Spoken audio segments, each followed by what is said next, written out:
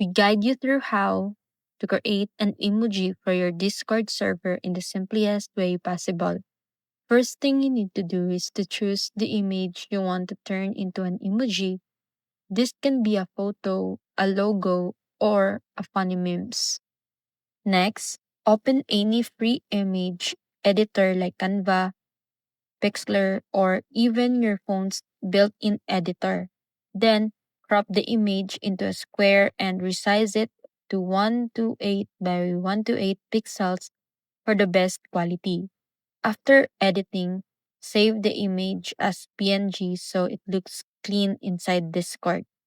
Now, open your server, click the server settings, and go to emoji.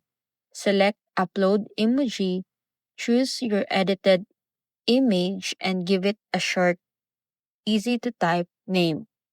Once uploaded, anyone in your server can instantly use it in messages, reactions, or threads.